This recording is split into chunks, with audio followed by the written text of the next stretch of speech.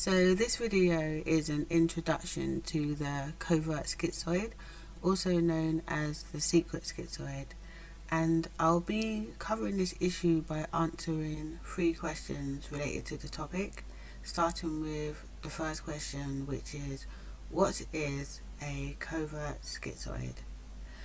So a covert schizoid is someone who has schizoid personality disorder traits but manages to hide it by putting on a social persona when interacting with other people.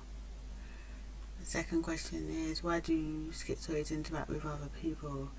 So in schizoid fantasy, we might dream of living on a remote island or a cabin in the woods or on top of a mountain, but for most people with SPD, this isn't practical.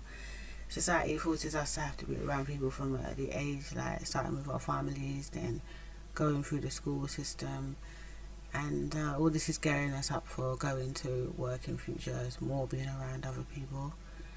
So that is why we need to interact with other people. And although schizoids tend to have a reduced level of drive and ambition because of anhedonia, which I will cover in another video, their survival instinct tends to be strong, and because we have a need to be safe and protected, then we're gonna have to do what we need to do to take care of our basic needs.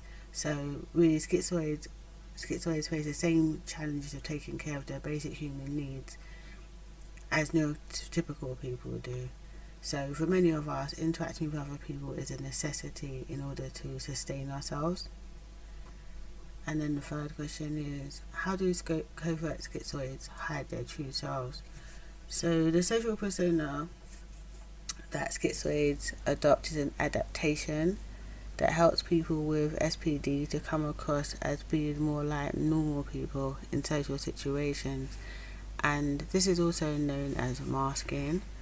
So when a mask is a protective mechanism for the schizoid and it safeguards our true self, most schizoids don't experience strong personal feelings or emotions and don't relate to having a core personal identity, and that's part of the empty core phenomena, another subject that I'll be covering in another video. And this is something that contributes to schizoids having flat affect and a limited range of emotional expression.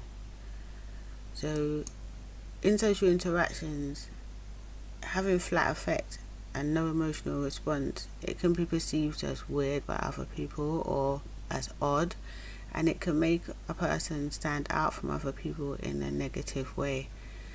So schizoids don't like to stand out from other people or draw negative attention to themselves, because this could threaten or compromise their safety. So blending in with the crowd has its advantages, and it can minimize our chances of getting singled out and targeted for being different. So when we're masking our true self and adopting a social persona, we can mimic the emotional responses and behavior of others so that we can seem more like the rest of the group.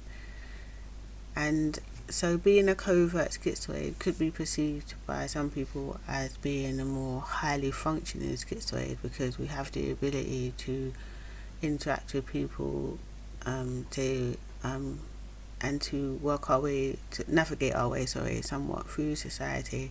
But this is subjective, and so it's debatable. The covert schizoid can form civil relationships and acquaintances on a superficial basis, but not close, intimate connections. So this is just a quick overview. There's a lot more to the schizoid condition than this, and when you look into object relations theory, it expands further on the reasons why the true self of the schizoid remains sequestered during social interactions. I will be going deeper into this topic in future, but that's all for now, and thank you for watching.